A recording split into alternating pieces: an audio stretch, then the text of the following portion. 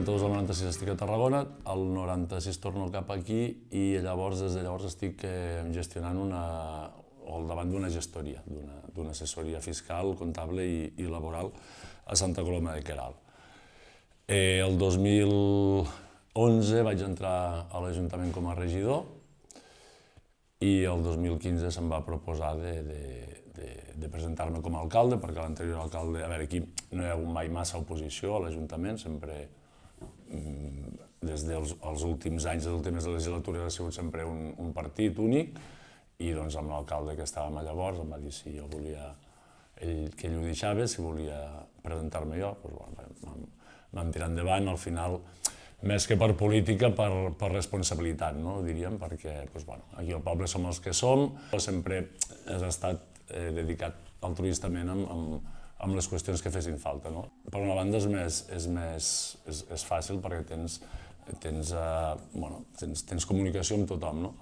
Per altra banda, també això és un hàndicap perquè, evidentment, la gent et pregunta, et consulta, et demana visites en qualsevol lloc, al bar, a la piscina, estàs fent una cervesa Però, jo crec que tothom hauria de passar un moment o altre per l'administració pública per veure, i més en pobles petits, perquè veus tots els àmbits de l'administració. Potser potser estàs en una ciutat gran i tu només tens una parcel·la d'actuació i en canvi en un poble petit toques totes les tecles, que diem. I això al final t'aporta vivències, per mi és molt xulo. Tens moments bons, moments dolents, però en principi fer coses pel poble que tu estimes està molt bé, fa molta il·lusió. Són fotos personals, una és una foto que estic jo amb el traje del Barça i una pilota aquí al carrer, just a la plaça aquesta de la plaça de l'Església, aquí al davant on estem. És una foto que, a part que jo soc petit, on es veu encara una part del poble que, clar, el poble no està asfaltat, o sigui, els carrers són de terra, és una foto, crec que característica. Una altra de la joventut adolescència et posaria la de la final de Wembley 92, que vam estar amb els amics i va ser un punt d'inflexió a la vida. I ara, així de gran, en tinc una amb el president Puigdemont, que vam anar a veure a Waterloo, un viatge que vam fer amb la meva dona a Bèlgica, vam anar per Europa i justament passàvem per allí, vam decidir veure si podíem veure el president i ens va rebre, ens va atendre i vam estar una estona compartint amb ell. Això va ser l'any 2018, just quan havia passat tot el procés i ell s'acabava d'exiliar no feia gaire.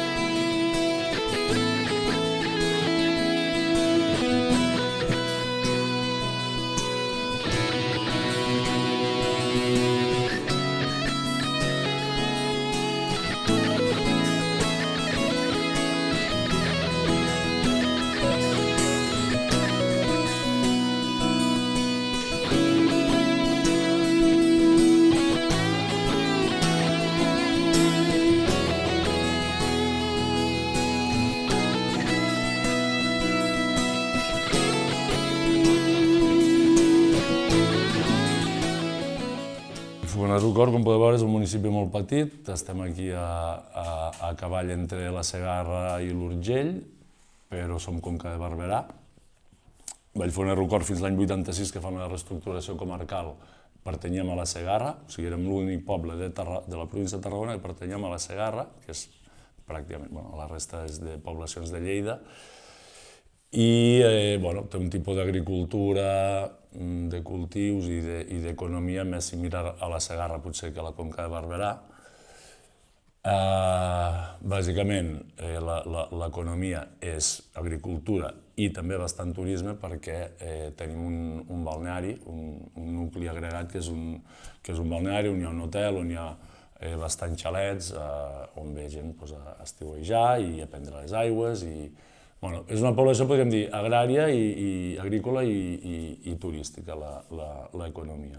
Si tu ara vas cap a la banda de l'Urgell i et trobes que és tot secat, tot és pla, no hi ha boscos, i aquí estem a la zona de les obagues del riu Corb, on hi ha un tipus de vegetació i un tipus de fauna i flora diferent una mica a l'entorn que tenim. El poble és un poble que és medieval, com tots els de l'entorn, per tant l'encant ja és el poble en si, el nucli antic, on partim del castell i de l'església, llavors es va construint la resta del poble, això a l'època medieval, i després es va fent tot l'entorn.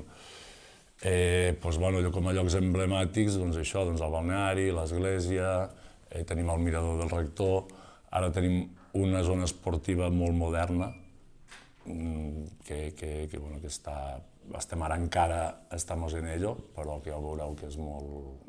Per ser el poble que després hi ha uns espais molt xulos on pots practicar bicicleta, on pots practicar futbol, hi ha la piscina. I aquí dir-te que aquí van haver-hi els templers, l'ordre dels templers, després els hospitalers, encara es conserva alguna estància de la part del castell. El castell pràcticament està renovat tot, però sí que hi ha alguna part on encara podem veure les columnes romàniques i una mica d'història de l'època dels templers. El rector, com ja sabeu, a més aquest any 2023 vam fer el 400 aniversari de la seva mort. Això va ser declarat commemoració oficial per part de la Generalitat i durant tot el 23 hem fet una sèrie d'actes de reivindicació, de posar el rector Vallfogona una mica al pedestal que es mereix, perquè va ser el personatge o l'escriptor més important de l'època del barroc català i fins ara no se li havia donat potser la importància i la rellevància que tenia.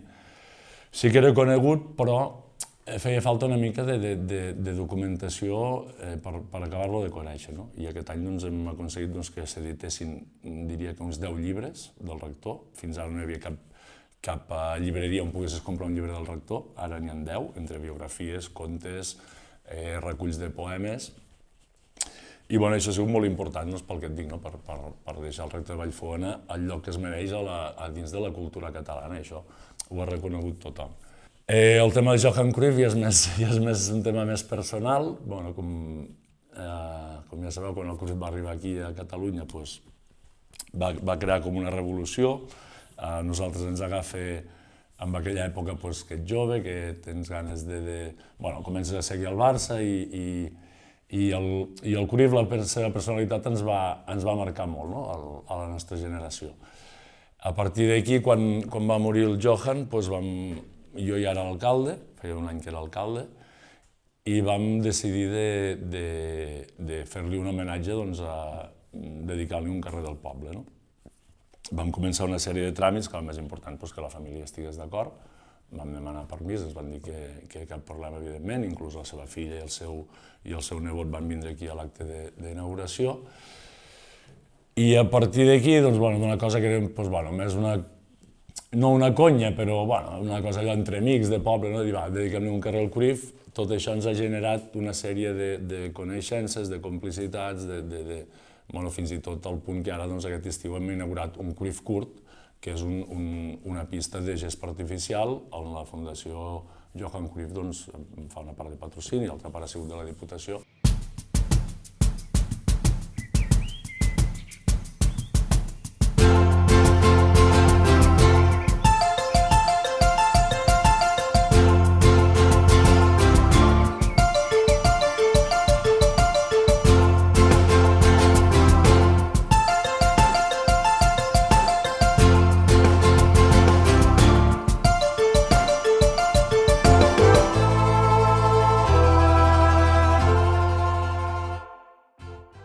A veure, la situació econòmica aquí a Vallfogona és una situació econòmica, no et diria precària, però aquí els ingressos diaris o corrents de l'Ajuntament et serveixen per pagar les despeses del dia a dia, personal, manteniment i poca cosa més, i tot el que són inversions i reparacions importants depenem sempre de les administracions més grans. Tenim la Diputació, que ens ajuda molt, la Generalitat, que dintre el que pot també, i llavors el Consell Comarcal, més que econòmicament ens ajuda a nivell de serveis. Podeu veure que a les poblacions del voltant hi ha molins eòlics, clar, aquí els ingressos ja canvien molt, de si tens molins o no tens molins, i aquí el pressupost nostre són 350.000 euros l'any. No és per tirar coets. Som 3 regidors, perquè això compta fins a 100 habitants els 3 regidors, de 100 a 250 passes a ser 5. Vaig entrar jo de regidor l'any 2011, érem 5 regidors, i ja com vaig entrar d'alcalde el 2015 ja només, com que havíem baixat de 100 habitants, som 3. Del mateix partit, molt ben avinguts i al final som amics, podem dir, no? I llavors aquí a l'Ajuntament l'estructura és una administrativa mitja jornada i una secretària interventora a 1/3 de jornada. El que passa que fan més hores que un rellotge, però... I un PO, perdó, un PO de manteniment a 25 hores a la setmana. Clar, els primers anys que jo vaig entrar ens vam dedicar molt a despesa corrent, o sigui, el que eren les subvencions, a despesa corrent, potser també perquè la normativa ja t'obligava bastant. Després hem pogut començar a fer inversions, hem fet obres bastant importants, jo crec, i que donen valor al municipi, com és l'aparcament municipal. Hem fet tota una sèrie d'obres en carrers, en places, i ara la prioritat que tenim més important és el tema de l'aigua. Penseu que aquí a Vallfogona tenim aigua, per sort tenim aigua, però no és aigua potable.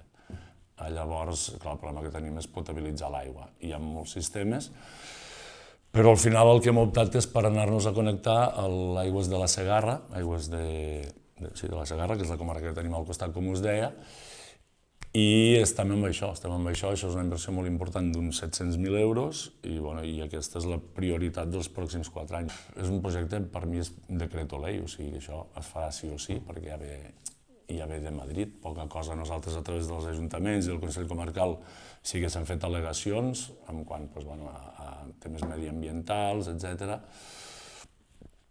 De fet, aquí a Vallfogona afectaria unes 3 hectàrees i, per tant, si tira endavant, al final penso que els recursos energètics s'han de generar d'aquesta forma i això ha d'anar on ha d'anar. No. Recordo la més difícil. La més difícil va ser tancar la piscina l'any de la pandèmia, o no obrir la piscina l'any 2020 de la pandèmia. Aquí, la piscina, com podeu entendre, és el lloc de reunió de tot el poble, no? És allí on tu surts de casa, hòstia, vaig a la piscina, que segur que hi ha algú, i trobes algú per fer la xerrada, per fer la cervesa, per compartir una estona. I clar, l'estiu, que és un lloc molt turístic, i a més et ve gent de fora que no entenia la problemàtica o no la volien entendre, doncs el més difícil va ser aquell estiu, el 2020.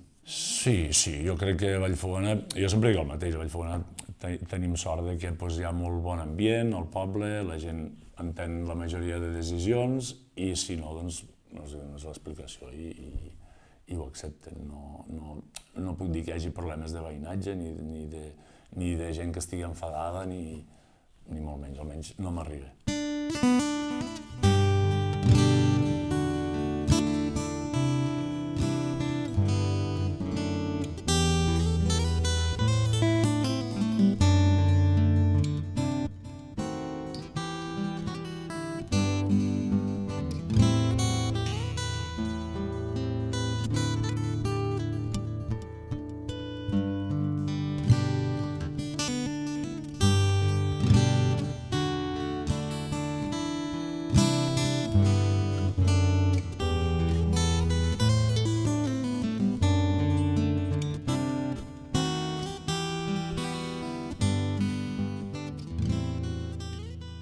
Jo crec que en general no se'ns té en compte als pobles petits com no es té en compte a les empreses petites. O sigui, estem en una societat que es fan les normatives pensant en administracions grans, en empreses grans, i aquí ens hi encabeixen a tots. I la realitat d'uns municipis i la realitat d'uns altres és molt diferent. És un problema que tenim tots i que hem de lluitar perquè això es pugui solucionar. Que és difícil. És difícil, sí, perquè, clar, és el que et dic, cada població té la seva particularitat i la seva idiosincràsia, o sigui, no tinc les mateixes necessitats nosaltres aquí a Vallfogona que al meu municipi del costat, que és Llorac. Penso que les administracions haurien de pensar més o tenir més en compte les poblacions petites. I clar, és una solució que no està a la nostra mà. Una cosa que es parla molt cada vegada més és una mica el tema burocràtic, no? Som municipis molt petits, que tenim el personal, els administratius, les hores que podem pagar-los, perquè tant de bo tinguéssim més recursos perquè els treballadors poguessin fer més hores. Clar, què passa? Que ara tenim una secretària que potser està en 2 ajuntaments, perquè els recursos dels ajuntaments és per pagar-li mitja jornada, però potser i a mi m'interessaria que estigués aquí tota la jornada. T'exigeixen molt més de les administracions, com que nosaltres, com et deia, sempre hem d'anar a buscar subvencions, com no ho tinguis tot molt bé i ho tinguis tot el dia i tinguis tota la comptabilitat posada al corrent i tot, que no és fàcil, o no hagis fet els expedients que has de fer, doncs llavors no pots rebre la subvenció aquesta. Aquí també a la zona, com et deia abans, també tenim un tema d'aigua. La problemàtica de l'aigua no és Vallfogona sol, sinó que és tota la comarca de la Conca de Barberà.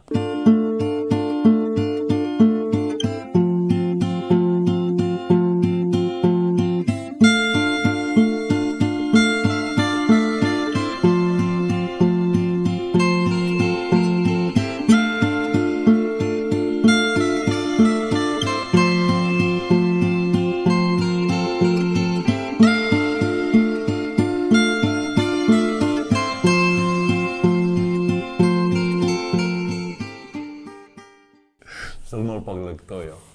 Mira, et diria el que m'estic llegint ara, que és la història tàctica del futbol, del Martí Pere-Arnau. Tampoc soc molt de cine. Pulp Fiction. Back in Black, de CDC. Arròs, paella. Gin tònic. Catalunya. Un viatge que hagi fet... Mira, m'agradaria fer Islàndia. Futbol. L'amistat, la sinceritat.